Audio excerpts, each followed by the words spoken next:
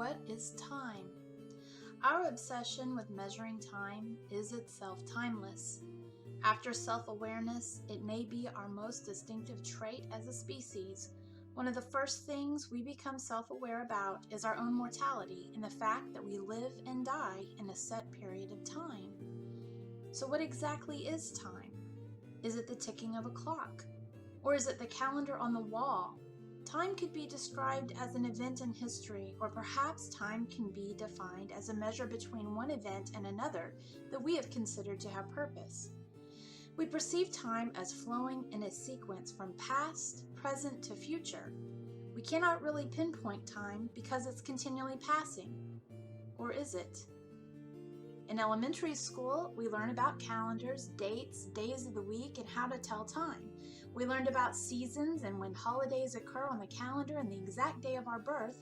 Denominations such as seconds, minutes, hours, and days have taught us how to define our schedules. However, these denominations are just arbitrary human constructions. But did you know that God created time and even a calendar for us to follow with special appointment dates to meet with Him? I have always loved calendars, even before I knew the Lord. I usually have 3 or 4 of them tracking things, and in fact, I would find it difficult to function without one. I personally couldn't believe that it took me 11 years after my salvation to realize that God has set up His own calendar for His people to follow, and it was located in the very Bible that permeated my life. God's calendar is specific to tracking the Moedim, or the feasts. The setup for God's calendar is found in Leviticus 23:1 and 2, and it is similar to, but not exactly the same calendar you might find in a Jewish bookstore. What is a Moedim? What are divine appointments? They are called Moedim. A Moed is the Hebrew word meaning an appointed time set by God. The festivals or feasts are called Moedim. Moedim is simply plural for Moed. To differentiate between the Moed and the Moedim, I will use an illustration of a relationship between a husband and wife. A husband and wife can spend time together on any day of the year. However, there is only one specific date that a husband and wife celebrate their union together. It is a holy day and it is set apart. This wedding anniversary date could be compared to the Moedim, or the feasts of the Lord. It is a special time set aside to celebrate their past, present, and future together united as one. And husbands may quickly learn the impact of this date if they happen to forget it. Likewise, you can meet with God at any time. That's like a Moed. In fact, He lives in us and desires to meet with us daily. However, the biblical feasts, the Moedim, are special appointments that you keep with God. They are times for His bride to witness to the world of her bridegroom. From a Christian perspective, each Moedim or feast paints a picture of the Messiah. The feasts are described in the Torah, which is the first 5 books in the Christian Bible. They give us a rehearsal of history, a checkpoint for today, and a glimpse into the future. These special appointments help us to mature, walk in the Spirit, and align our lives up with the Lord. So the scripture shows examples of the Moedim. I'm going to use the scripture here, 2 Chronicles 2:4.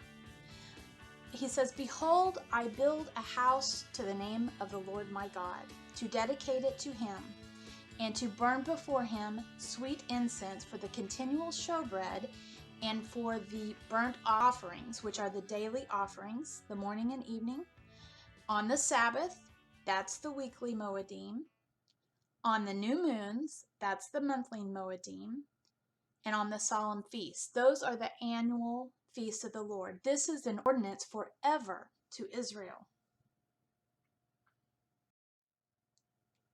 I want to talk about the new moon a little bit more in the New Testament because it's one of the least discussed, and many people are not even aware that there was a new moon celebration that God had ordained.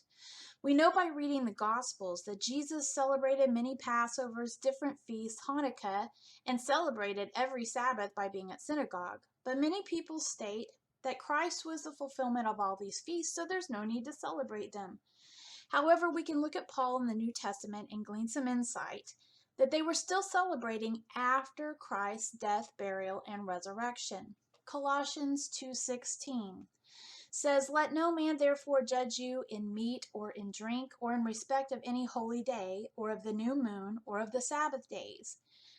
We can see by this New Testament scripture alone that feasts, Sabbaths, and new moons were still celebrated at the time of the apostles.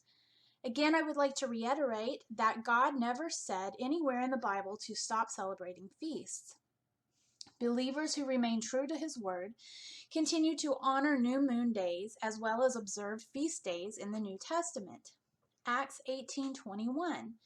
Paul says, "But bade them farewell, saying, I must by all means keep this feast that comes in Jerusalem. But I will return again to you if God will." And he sailed from Ephesus.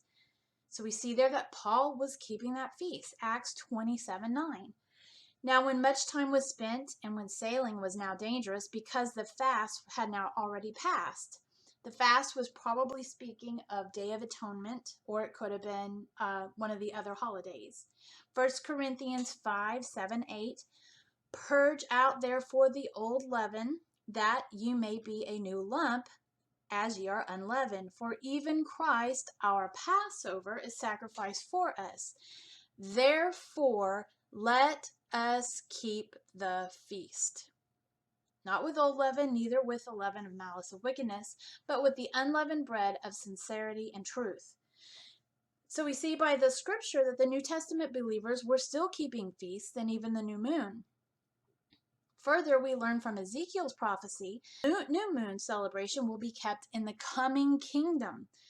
In Ezekiel 46:1, "The people of the land shall also worship at the doorway of that gate before God on the Sabbaths and on the new moons."